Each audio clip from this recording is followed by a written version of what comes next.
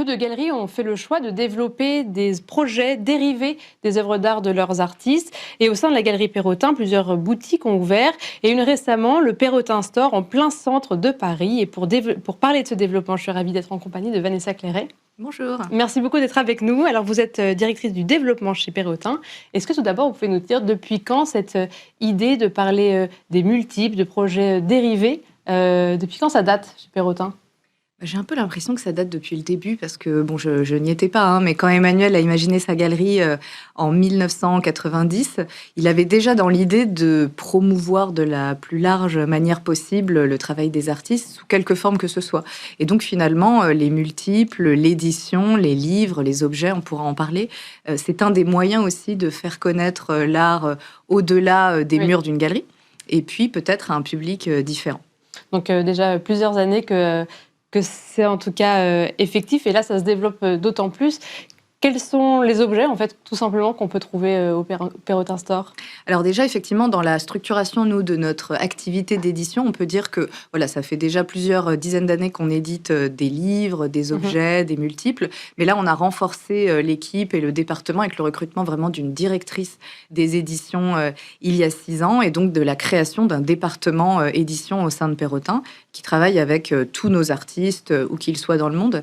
Et donc, finalement, ça sert, ce département produit autant des livres, des éditions en 2 dimensions, des objets, des projets spéciaux, des figurines, peut travailler en lien aussi avec des marques ou d'autres producteurs pour des collaborations exclusives. Donc, on s'interdit finalement aucun médium. Il y a à la fois des propositions qu'on peut faire aux artistes, des rêves qu'ils peuvent avoir de créer tel type d'objet, mais aussi finalement des savoir-faire dont on a pris connaissance et qui peuvent aussi être en lien avec le travail de l'artiste. C'est vraiment du sur-mesure. Oui, justement, comment est-ce que vous réalisez ces objets ? Comment ça se passe, la collaboration avec l'artiste ? Est-ce que déjà, c'est que des artistes que vous représentez au sein de Perrotin ? Alors aujourd'hui, oui, c'est vraiment les artistes de la galerie et surtout ceux et celles qui ont envie, qui ont une appétence, qui ont un projet. Alors ça peut être des estates, dans ces cas-là, donc c'est des artistes décédés dont on représente les droits. C'est les ayants droit qui peuvent avoir justement l'envie, l'idée, ou nous-mêmes qui amenons par exemple le projet. On a en ce moment une exposition de Lynn Chadwick à la galerie. C'est un estate qu'on représente depuis une bonne année. Et donc on vient de sortir un livre sur le travail de Lynn Chadwick. Donc c'est aussi une façon de faire un point sur la carrière d'un artiste, de remettre en perspective aussi son œuvre à différents moments de sa carrière. Et un livre, c'est vraiment encore une fois un moment clé dans la carrière d'un artiste. Je peux citer également le livre de Claire Tabouret. On a édité une monographie il y a quelques années qui en est déjà, je crois, à sa 3e réédition. Et c'était un moment clé aussi pour l'artiste, au moment où elle a rejoint la galerie, d'avoir vraiment un livre qui fasse le point sur son œuvre à un instant T de sa carrière.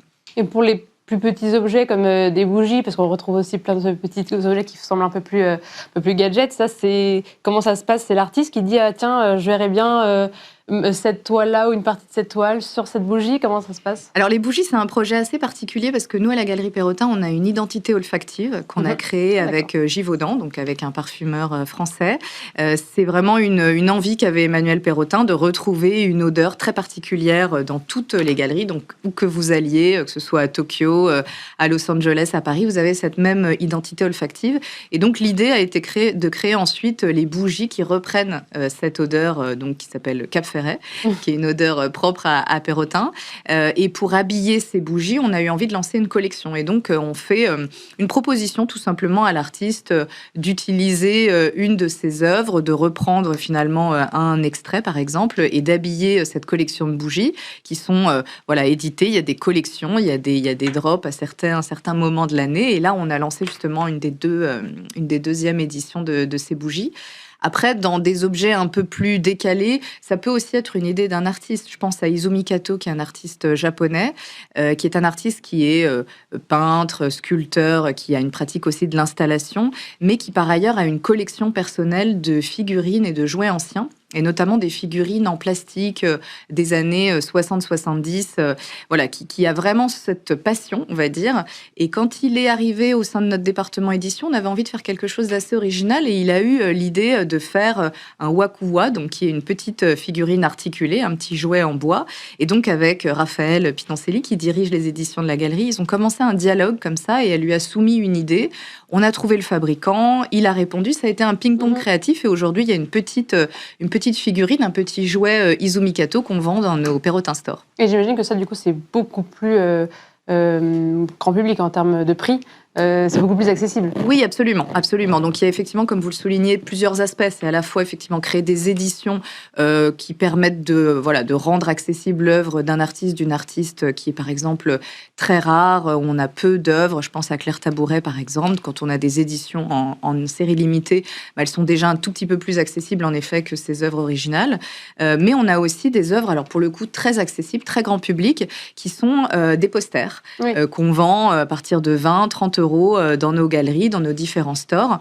Et donc, finalement, ça permet aussi d'amener un petit bout de l'œuvre chez soi ou de l'offrir, de rentrer par une certaine porte, on va dire, dans l'univers d'un artiste. Et moi, je dis souvent qu'il n'y a pas de mauvaise manière de commencer à s'intéresser à l'art. Et donc, d'avoir ne serait-ce qu'un poster qui représente une œuvre de Libet, de Lionel Estève, Laurent Grasso, Sophie Calle, c'est déjà avoir un petit peu de son univers, en fait, avec soi. Et ça, on pourrait dire que ça rentre un peu dans le marché des collectibles. Est-ce qu'on peut s'imaginer que dans 20-30 ans, un peu à l'image des iPod Nano ou des cartes à jouer, ça sera après qu'il y aura des échanges plus tard ou en tout cas dans une vraie collection? Il y a déjà du second marché pour certaines éditions, absolument. Alors, on parle d'édition limitée ou open édition. Donc, open édition, c'est des éditions qui ne sont pas ni numérotées ni signées. Ensuite, il y a des éditions qui sont signées, il y a des éditions qui sont numérotées, il y a des éditions qui sont numérotées et signées. Et donc, en fonction de ces différents critères, évidemment, il peut y avoir une offre, une demande, une rareté. Comme vous mentionnez, Collectibles, nous, ça fait à peu près 2 ans qu'on est sur la plateforme eBay.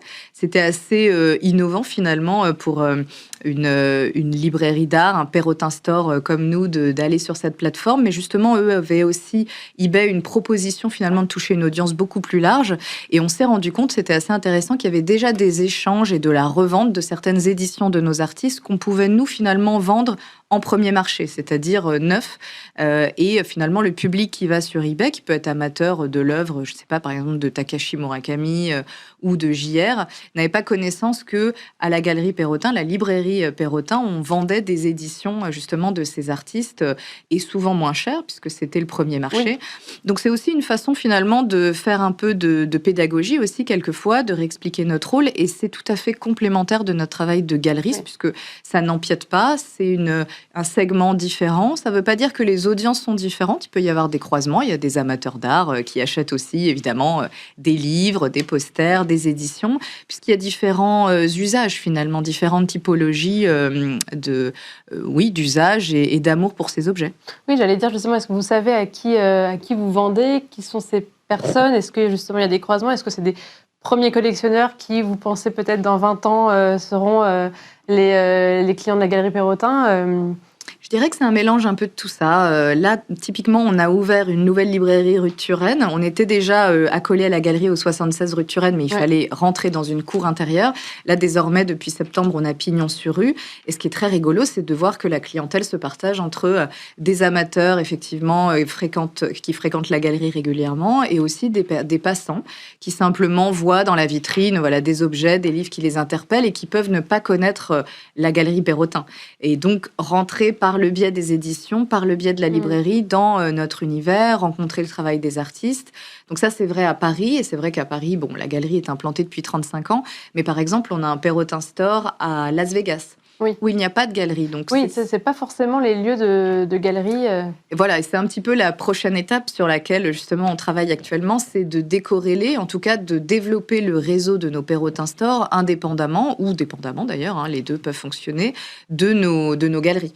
Et donc, finalement, en effet, je citais l'exemple de Las Vegas, on est dans la galerie marchande du Bellagio, du casino. Là, ça a été vraiment une demande du Bellagio de venir nous chercher, d'avoir une offre culturelle au sein de leur galerie. Et donc, c'était un c'est très intéressant parce que depuis 2 ans, on a ce Perrotin Store dans lequel finalement une audience tout à fait différente vient acquérir des livres, des objets, des multiples de nos artistes et donc finalement découvre aussi cet univers-là et potentiellement vont ensuite fréquenter la galerie de New York, de Los Angeles ou autre. En tout cas, pour l'instant, vous êtes dans le monde entier déjà, Perrotin Store. Oui, en tout cas, nos galeries sont déjà dans 9 villes et dans 8 pays. Et nos stores, effectivement, commencent à se développer, on va dire, par leurs propres... de leurs propres ailes. Voilà. Mais oui, on est déjà pas mal implantés, mais il y a évidemment encore beaucoup de marge. Oui, est-ce qu'il y a déjà des projets d'avenir? Est-ce que vous savez déjà dans quelle direction vous souhaitez développer ce département? On est pas mal en discussion sur d'autres pays européens, d'autres pays, internationaux au sens large. Et c'est vrai que c'est aussi des opportunités, des rencontres.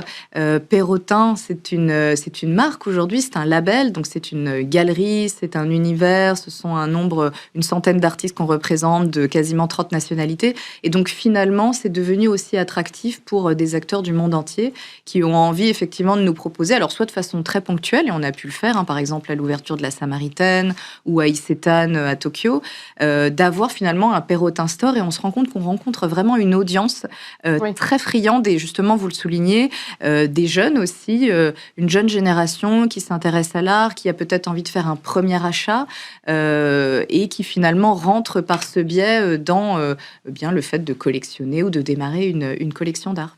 Merci beaucoup Vanessa Clairet. Je rappelle que vous êtes directrice du développement de Perrotin. Merci beaucoup d'avoir été avec nous pour nous parler de ce développement justement des Perrotin Store. Merci à vous toutes et tous de nous avoir suivis. C'était Art et Marché.